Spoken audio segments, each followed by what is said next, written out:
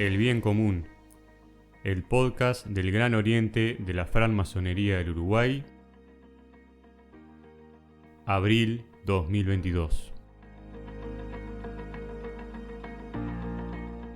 Amigas, amigos, bienvenidos a este cuarto episodio de El Bien Común, el podcast del Gran Oriente de la Francmasonería del Uruguay, donde tratamos temas de interés general y de actualidad para la sociedad. En el día de hoy vamos a estar charlando del COVID-19, esta pandemia que nos ha golpeado como sociedad y bueno, de cierta forma nos sigue golpeando de manera más leve. Quien nos acompaña para charlar sobre estos temas es el doctor Gustavo Gagliano, quien es epidemiólogo con más de 15 años de experiencia en vigilancia epidemiológica a nivel nacional y en prestadores de salud. Gustavo, muchas gracias por acompañarnos. ¿Qué tal, Bruno? ¿Cómo estás? Realmente es un gusto poder estar acompañándote y acompañando a los oyentes en el día de hoy. Muchas gracias por la invitación. Nuevamente, doctor Gustavo Gagliano, gracias por haber aceptado acompañarnos. Y si le parece, comenzamos ya a charlar sobre el COVID-19 y con la primera pregunta. Usted integró el grupo asesor científico honorario convocado por las autoridades nacionales frente al inédito acontecimiento global de la pandemia del COVID-19. ¿Qué significó para la ciencia médica uruguaya enfrentarse a este evento y qué factores se consideraron para enfrentarlo y atenuar sus efectos directos? Como dices, Bruno, la pandemia fue un hecho inédito. Cuando decimos inédito no es por la identificación de un agente nuevo, un agente emergente a nivel global, porque de hecho hemos tenido múltiples pandemias a lo largo de la historia de la humanidad. Recordaremos la última declaración de pandemia en el año 2009 con H1N1. O sea, no es inédito por eso, pero sí es inédito por cómo respondimos a este evento. Y cuando hablo cómo respondimos es cómo respondimos como humanidad toda, ¿no? A un evento de estas características. La globalización que hemos alcanzado, y cuando digo globalización es en el aspecto más amplio, ¿sí?, de la palabra, desde lo que tiene que ver con viajes internacionales, redes sociales, a medios de comunicación. Insisto, en el sentido más amplio, nos hicieron vivir y responder a esta pandemia, a este evento, de una forma que no tiene precedentes. Por un lado, y vamos a ir viendo algunos aspectos de por qué decimos esto, ¿verdad? Por un lado, lo que pasaba en el norte, al poco tiempo pasaba en el sur y viceversa, en una forma muy rápida, ¿no?, de diseminación.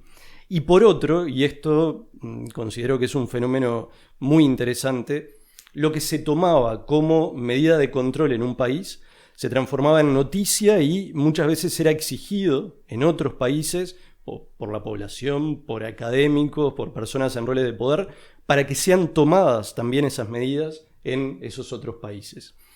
Muchas de ellas, de hecho, sin la más mínima evidencia científica de efectividad como medida de control, pero de todas formas sí había una gran presión para que esas medidas fueran tomadas. Y esto es la primera vez que pasa con esta importancia, ¿verdad? Por tanto, esto sí fue algo absolutamente nuevo e inédito. Durante los primeros meses de la pandemia, la constante, y podría decir hasta el motivo de desvelo de quienes teníamos la responsabilidad de asesorar en la toma de decisiones, fue el trabajar sin una evidencia o con escasa evidencia sobre los temas que estábamos tratando.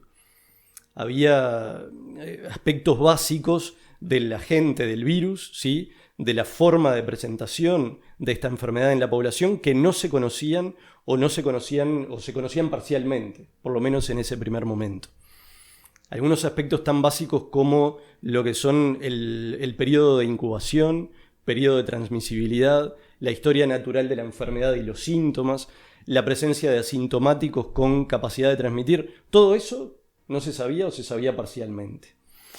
Sin evidencia, sin conocimiento científico generado y disponible, el poder recomendar medidas de control a medida del agente del virus en cuestión y que realmente sean efectivas fue sumamente complejo. Otra constante fue el hecho de planificar, aplicar evaluar y volver a replanificar en forma continua, ¿verdad? Justamente por esa falta de evidencia o por el nuevo conocimiento que se iba generando sobre la marcha. Esta pandemia para todos fue el ir viviendo, aprendiendo, modificando a medida que la íbamos transitando. Sin embargo, y a pesar de la falta de evidencia que se tenía al inicio, las recomendaciones había que realizarlas y las decisiones había que tomarlas, ¿verdad? Algunas fueron acertadas desde el inicio y otras fueron modificándose a medida que la evidencia y el conocimiento del virus fueron evolucionando. En ese contexto de incertidumbre, es que surge el Grupo Asesor Científico Honorario convocado desde la Presidencia de la República. Esta es otra de las experiencias que nos deja esta pandemia, que no tiene tampoco precedentes a nivel de nuestro país, por lo menos con esta estructura, con este formato, de esta forma que se generó y que se dio. El GACH funcionó como un ámbito que permitió reunir científicos de diferentes disciplinas y diferentes áreas de conocimiento con distinta experiencia, diferentes actividades laborales, para que trabajaran juntos y así poder asesorar al gobierno en cuanto a las medidas de control, la organización de los servicios de salud, entre otros aspectos. En definitiva, podemos decir que el GACH unió lo disperso generando productos que pudieron ser considerados para la toma de decisiones a nivel nacional. Sin dudas, quedan muchas lecciones aprendidas, tanto para el país como para las autoridades y para cada uno de los integrantes del GACH que tuvimos realmente el alto honor de poder participar y formar parte de él. Seguramente estas lecciones podrán ser de cimiento para situaciones donde se considere necesario en el futuro, que seguramente van a existir. Y en cuanto a los factores que tú me preguntabas que se consideraron para enfrentar este evento, esta emergencia de salud pública para hacer frente a ella, debieron considerarse todas las dimensiones del ser humano. En un primer momento, las energías fueron dirigidas a lo vinculado particularmente a salud, pero luego se vio la necesidad de incluir cada vez más cantidad de dimensiones, dado que nos vimos afectados en nuestros ámbitos, en todos los ámbitos del ser humano y no únicamente a lo referente a la salud biológica, ¿no? En el sentido más amplio y así fue abordado. Sin dudas que sí, ha sido como un aprendizaje constante, un paso a paso, por así decirlo, ¿no? Y como médico, ¿cuál es su evaluación del proceso de vacunación en nuestro país? ¿Y estaríamos hoy en la misma situación sanitaria sin vacunación? Algunas preguntas son fáciles y otras no, algunas no, Bruno. Vamos a irlas pensando. A ver, la ilusión de una vacuna como posible solución a la pandemia se tuvo desde el inicio, ¿verdad? Desde que aparecieron los primeros casos en China y luego en marzo cuando aparecieron los primeros casos en nuestro país. Pero fue un largo proceso de investigación, desarrollo, producción, distribución antes de disponer de ellas para efectivizar la vacunación a nivel de la población. Podemos decir que hubo como algunos hitos, por decirlo de alguna manera, en lo que tiene que ver con todo el proceso de la vacunación, desde de las vacunas y de la vacunación, desde el inicio hasta finalmente la aplicación a nivel poblacional. Vamos de pronto a enumerar algunas. Por un lado, definitivamente poder contar con vacunas de efectividad demostradas. Hubo un desarrollo de vacunas en tiempo récord, también sin precedentes, vacunas con plataformas ya conocidas e incluso vacunas con plataformas absolutamente innovadoras como las que estamos utilizando actualmente en Uruguay. Eso por un lado. Por otro, una vez que se contó con vacunas de efectividad demostrada, el poder producir y distribuir esas vacunas, primero, producir para cubrir la demanda y por otro lado, distribuirlas para que haya un abastecimiento a nivel mundial como para poder cubrir justamente esa demanda. Este fue uno de los puntos débiles, ¿sí?, que todavía al día de hoy persisten en cuanto a la distribución, por lo menos equitativa, de las vacunas a nivel mundial. Por otro lado, lo que tiene que ver con los mecanismos globales de cooperación para la distribución de estos biológicos, de estas vacunas, de pronto no tuvo los resultados que inicialmente se esperaban para poder justamente garantizar esa disponibilidad de vacunas en todos los países de la misma manera.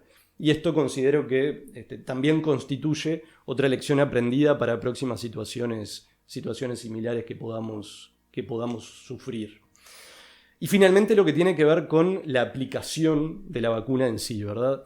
Esto fue un desafío para Uruguay y para todos los países. Algunas de las plataformas incluso implicaron formas de conservación específicas que hacían que todavía el proceso, la operativa de la aplicación fuera más compleja.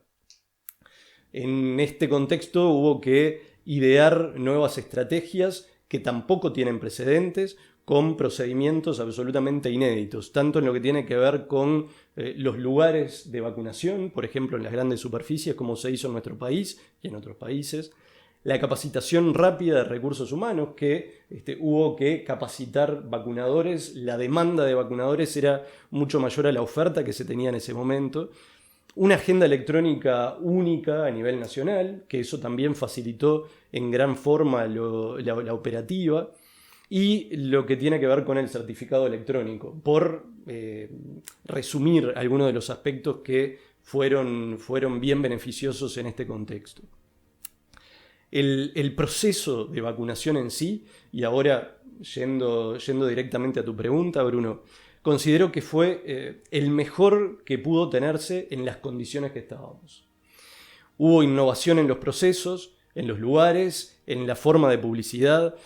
Y otro aspecto importante que no es menor en cuanto a lo que tiene que ver con el éxito de la campaña es que Uruguay tiene, por decirlo de alguna manera, un terreno fértil a nivel de la población, para adherir a la vacunación. El programa ampliado de vacunación, o ahora el Programa Nacional de Vacunas, tiene una larga trayectoria a nivel de nuestro país, y la adhesión de la población a las vacunas en sí en Uruguay ha sido buena históricamente. Eso hace, insisto, que exista un terreno fértil a nivel poblacional como para adherir a las vacunas que son recomendadas. Eso por un lado. Y a la vez, Uruguay también tiene un registro nacional en línea de las vacunas que existe desde hace muchos años, y también facilitó todo este proceso de vacunación específicamente para COVID. La suma de disponibilidad de vacunas, procesos que facilitan el acceso y una población ávida de recibirlas hicieron sin duda que las coberturas vacunales hayan sido muy buenas desde el inicio de la campaña y son excelentes al día de hoy. Con todo esto que digo, no estoy diciendo que la campaña en sí no haya tenido aspectos mejorables. De hecho, es imposible que no exista en un escenario como el que vivimos, que no existan aspectos que hubieran sido mejor de otra manera o que pueden corregirse o insisto, mejorarse. Pero insisto que fue lo mejor que se pudo hacer en el contexto de crisis que estábamos viviendo. Y en cuanto a la última parte de la pregunta, que si estaríamos en la misma situación, aunque la respuesta parezca fácil, no lo es. Una población con altas coberturas vacunales, sin duda, está más protegida que una que no lo tiene. Se protege de esta manera al vacunado, pero también se protege al que no se puede vacunar o al que no quiere vacunarse. Eso es indiscutible. De todas formas, la dinámica del virus a nivel poblacional, más allá de las medidas de control que se tomen, muchas veces implica justamente que haya momentos de alta actividad con un número de casos muy importante y otros con una disminución, ¿verdad? Entonces, si bien no es posible saber cómo estaríamos sin vacunación o con menores coberturas vacunales, la vacuna era y es la herramienta para, por un lado, disminuir la probabilidad de infección, disminuir la probabilidad de transmisión y, lo que no quedan dudas, disminuir la cantidad de casos graves y la cantidad de fallecimientos a consecuencia de COVID-19. Cuanto mayor sea la cobertura, sin lugar a dudas, mayor probabilidad de protección. Doctor Galiano, En poco más de 2 años de la pandemia declarada el 13 de marzo del 2020 en nuestro país, como que han aparecido distintas variantes del virus del COVID-19. Y ante esto, ¿continuará mutando indefinidamente? ¿Y qué escenarios se plantean a partir de los modelos matemáticos que la ciencia aplica para analizar posibles escenarios? Me voy a permitir, Bruno, comenzar por la última parte de la pregunta en cuanto a los modelos matemáticos. En la pandemia ha sido sumamente difícil identificar modelos matemáticos que puedan predecir el comportamiento de la enfermedad en la población. ¿Y por qué? Por la incertidumbre del conocimiento que te hablaba antes, ¿sí? Hay elementos que deben conocerse en cuanto al virus, ¿sí? Que deben conocerse con exactitud para que esos modelos se ajusten mejor. Por lo tanto, al día de hoy todavía siguen siendo muy difícil el poder identificar modelos que realmente se ajusten bien a cuál va a ser la presentación a nivel poblacional. En cuanto a lo que tiene que ver con la mutación y la generación de nuevas variantes, son procesos habituales, ¿sí? Que se dan en la evolución de estos agentes virales que tienen las características que tiene el SARS-CoV-2. La evolución habitual es que el virus mute de forma de, por un lado, perder virulencia, o sea, tener menos capacidad agresiva para el huésped, o sea, generar menos daño, en definitiva, una enfermedad más leve. Eso por un lado. Y por otro, aumenta la transmisibilidad, ¿sí? O sea, es más fácil que una persona infectada le transmita el virus a otro. En definitiva, entonces, el virus en la evolución habitual, esperable de todos los virus con estas características es que genere menos daño, pero que se transmita más. Y de hecho, esto ha sido la evolución que ha sufrido este virus hasta ahora, y es lo que hemos visto ahora con la variante predominante Omicron, ¿verdad? Con más casos, o sea, más transmisibilidad, y proporcionalmente menos internaciones en cuidados moderados, o sea, en sala, menos internaciones en CTI y menos fallecidos proporcionalmente al número de casos. La pregunta es, ¿será esta la última variante? Es probable que no. Esa respuesta no la tenemos en este momento, pero sería probable que puedan aparecer otras variantes. De todas formas, y por eso es bien importante que se siga realizando una vigilancia epidemiológica y cuando digo vigilancia epidemiológica de la mejor calidad posible, para poder identificar justamente cambios en el comportamiento de la enfermedad a nivel de la población y de las presentaciones clínicas. Que no aparezcan síntomas nuevos, que los casos no sean tan graves, que los requerimientos de cuidados tanto a nivel de intermedio como en CTI no sean más cantidad, y a la vez la vigilancia genómica justamente para poder identificar las nuevas variantes que puedan surgir. Doctor, las personas esperamos que los médicos recuperen nuestra salud cuando se quiebra. El carácter masivo de la pandemia y el aumento de casos graves y fallecimientos en su momento tensionó a toda la sociedad, presionando sobre el sistema de salud. ¿Cuál fue su experiencia como médico al respecto? Como sociedad, sin duda, vivimos una crisis que abarcó todos los aspectos de la vida, ¿verdad? Sin dudas, el sistema de salud se vio desafiado en forma continua y en situaciones al límite de sus capacidades.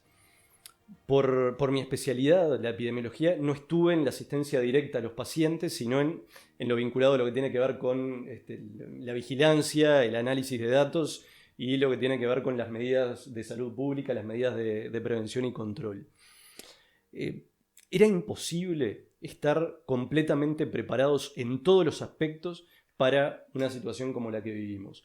Insisto, tanto por el agente en sí, lo que hablábamos en la primera pregunta, como los requerimientos y exigencias y la velocidad con lo que se fueron dando todos los acontecimientos vinculados a la respuesta en sí que tuvimos para esta emergencia de salud pública. De todas formas, siempre, y esto es más como una reflexión personal, ¿no? En estas situaciones de desborde, el ejercicio en la actividad que sea que estamos desarrollando, el poder mantener un aplomo, el que pueda primar la razón sin dejar la justa emotividad, nos permite sin dudas pensar mejor en las decisiones que vamos a tomar e identificar lo que debemos priorizar en cada uno de los momentos, por más que estemos en el medio de la crisis, como pasó. Hablemos ahora del centro de atención, que en su momento lo tuvo el COVID-19 y por supuesto sus consecuencias, desplazando la atención de los propios usuarios del sistema y médicos de otras patologías como las cardíacas, las degenerativas, las vinculadas a la salud mental, entre otras. En su opinión médica, ¿es un daño colateral de la pandemia del COVID-19 el debilitamiento del tratamiento de otras enfermedades? Y ante esto, ¿es posible recuperar el terreno al respecto? Bruno, este me parece un aspecto clave, sin lugar a dudas. Y dado que lo considero como la gran limitante, ¿sí?, de las medidas de control. La premisa para una medida de control es que esta medida no puede hacer más daño que lo que yo quiero controlar, ¿sí? Si bien esto parece una frase muy simple, lograr ese equilibrio no es tan simple. Justamente en el momento de la crisis, donde el único enemigo que uno identifica, como en esta situación, es el virus, es lógico que se quieran dedicar todas las energías a limitar o mitigar el impacto a nivel poblacional. Pero a la vez debemos estar conscientes que toda medida tiene resultados favorables, pero también tiene secuelas. Podríamos decirlo, para que sea bien claro, tiene efectos secundarios.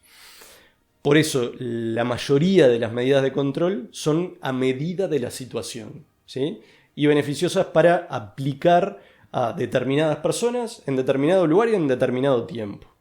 Y esas medidas sirven para ese contexto, lo que implica que sean evaluadas en forma continua.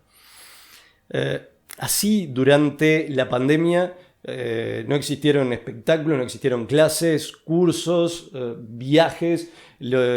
También los aspectos de salud no COVID se vieron resentidos, ¿sí?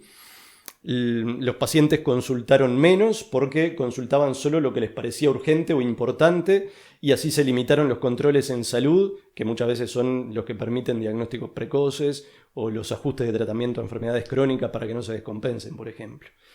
Eso por un lado. A su vez, la disponibilidad de consulta a determinados especialistas también se vio limitada en algunos momentos de la pandemia. Las consultas telefónicas también uno puede decir que fueron como el mal menor por el bien mayor, ya que permitieron el contacto del paciente con el médico, pero limitó las herramientas clínicas del médico para la evaluación del paciente. No hubo examen físico, por ejemplo. El paciente contaba, el médico escuchaba, pero no se podía tocar al paciente, que es una parte fundamental de una consulta médica. Pero insisto, fue lo que se pudo hacer en el contexto que estábamos. Otro aspecto fundamental es lo vinculado, por ejemplo, a salud mental, ¿sí? Ninguno de nosotros es igual antes de marzo del 2020 que lo que somos ahora. Algunos por el fallecimiento de seres queridos, otros por su propio sufrimiento, otros por el miedo, otros porque perdieron trabajo y otros porque trabajaron de más.